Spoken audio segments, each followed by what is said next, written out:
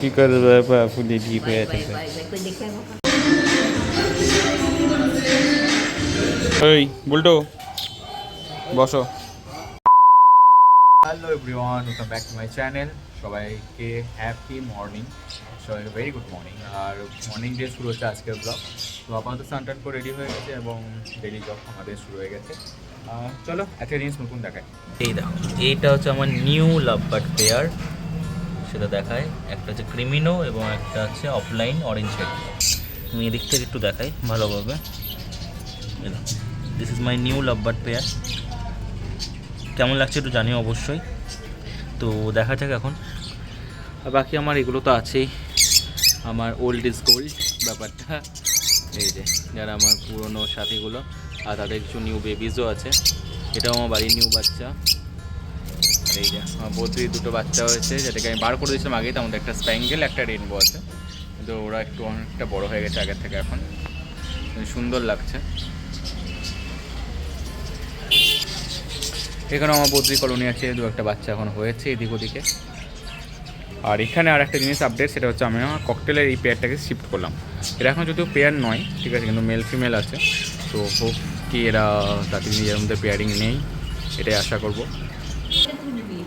কি আলমারিতে কি আছে? ও আলমারি লোক নি এই তো। এখানে ঠাকুমা কি বানাইছো এখন? সব ঠিক আছে। চুল আলু কি কাটছো? আলু কাটছি। কেন কেন? বলবো লেগে আলু পোস্ত তরকারি হবে। আর আমাদের লেগে? আর তোদের লেগে লাউ, মাছের মাথা দিয়ে লাউর খেরোর তরকারি। আর আম ডাল। আর আম দিয়ে মুসুরির ডাল। আর মাছটা কি হবে গো? মাছের এখন কি হবে? এখন মানে আসুক সব, এখন ডিসাইড হয়নি। আসুক তারপর। ও এখন ডিসাইড হয়নি। তখন তাই মানে প্রোগ্রাম হবে যে মাছ পোস্ত হবে না মাছের ঝাল না মাছের ঝোল। হ্যাঁ, পোস্ত করতে পারো। মাছের টক কি হবে এখন আসুক সেটাই। এইটাই। ঠাকুমা একটু বসতে অসুবিধা হয় বলে চেয়ারে এইভাবে বসেই কাটাকাটিগুলো করে। তো একটু জাস্ট কাজে ইনভলভ থাকাটা খুব ইম্পর্টেন্ট নেই। হ্যাঁ, তো কী করবে ফুলি ঠিক হয়ে আছে। সো তারপর আমাদের বাচ্চাগুলোকে খাওয়া দাওয়া করিয়ে আপাতত টুক দেওয়ার কাজে লেগে গেলাম। ওরা আপাতত ভৌ ভৌ করছে এদিক ওদিকে, লোকজন দেখলেই। এটা হচ্ছে অভ্যাস। ওই বুলটো বসো। তো আজ একটু সময় পাওয়াতে ভাবলাম আমাদের কাজগুলো যেগুলো পড়ে আছে সেগুলো একটু লাগিয়ে নিই। যেমন এই হলুদ গোলাপটা অনেক দিন ধরেই লাগানো আছে, মানে এনে রাখা আছে। আজকে এটাকে পট করলাম, মানে রিপোর্ট বলতে গেলে, প্যাকেট থেকে। এটা একটা আছে, এটাকে একটা মাটি রেডি করে করলাম। আর এটা যেটা করলাম সেটা আমার পদ্ম গাছটার জন্য, যে ওইটাকে অ্যাকচুয়ালি একটু লাগিয়ে দিই। তো এটা মেনলি একটু তৈরি করলাম।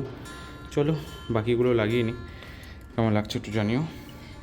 আর এটা তো আজকে জল ভরে রেখে দিতে হবে, একদিন রেখে তারপরে লাগাবো। চলো। তো আমার কাছে পুরোনো টবে যে মাটিগুলো ছিল, মানে পুরোনো যে গাছগুলো ছিল, সেই মাটিটাকে একটু বার করে নেবো এবং সেই মাটিটাকে ভালো করে একটু ভেঙে নিয়ে তাতে একটু কম্পোস্ট এবং বালি একটু মিক্স করে দেবো, যাতে মাটিটা একটু আলগাও হয়ে যায় এবং মাটিটা উর্বর ক্ষমতা একটু বেড়ে যায়। তো ওই কম্পোস্ট দিয়ে তারপরে আবার যে গাছটা আমি লাগাবো সেই গাছটা আবার ওখানে রিপোর্ট করে নেবো। আর এরপরে একটু মাঝে কিছুদিন যাওয়ার পরে একটু খোল টোল দিয়ে দেবো, তাহলে কী হবে, গাছটা ভালো হবে এবং সতেজও হয়ে যাবে। তো সেটাই করছে আপাতত। আর আরেকটা জিনিস করতে হবে, যেটা বিকজ অফ আমার মাটিটা একটু পুরোনো মাটি, বা পুরোনো বা নতুন মাটি বলে নয়, নতুন কোনো গাছ লাগালে একটা কাজ করবে, যে ফাঙ্গিসাইড থাকলে ফাঙ্গিসাইডটা অবশ্যই যেন দিয়ে দিই। তাতে কী হয়, গোড়াতে যে পোকাগুলো থাকবে বা যে প্রবলেমগুলো থাকবে সেগুলো আর হবে না। তো সেই জিনিসটার জন্য ফাঙ্গিসাইডটা 1 লিটার জলে গুলে একটু গাছের গোড়াতে দিয়ে দিলেই ভালো, আর বাকি একটু স্প্রে করে দিলে আরও ভালো। তো বাকি যেটা বাদবে সেটা তুমি অন্য অন্য গাছে দিয়ে দিলে ভালো। তো এই একটা সুবিধা, আর এই জিনিসটা করতে হবে। আর এখন তো গরম প্রচুর পড়েছে, তো 2বার করে গাছে জল লাগবেই। ধরো 2বার করে গাছে জল না দিলে গাছ কিন্তু বাঁচবে না। তো এই আর কি, মোটামুটি সেরকমভাবেই সেই প্রসেসেই করতে হবে। ও সাডেনলি দেখছি ওয়েদার পুরো চেঞ্জ, একদম মেঘ ঘোর করে এসেছে। অলরেডি বৃষ্টি হয়ে গেছে আর এখনও টিপটা পড়ছে, কিন্তু মেঘ একদম ঘোর হয়ে আছে। এখন কিন্তু বেশি বাজেনি, এই জাস্ট দুপুরবেলা। কিন্তু ওয়েদার দেখো, পাখিগুলোকেও কিছু কিছু পাখিগুলোকে আবার ঢেকে দিয়েছি। একটু অ্যাটলিস্ট যা গরম পড়েছে, যদি একটু এই বৃষ্টিটা কন্টিনিউ হয় তাহলে ঠান্ডাটা একটু পাওয়া যাবে। চলো তো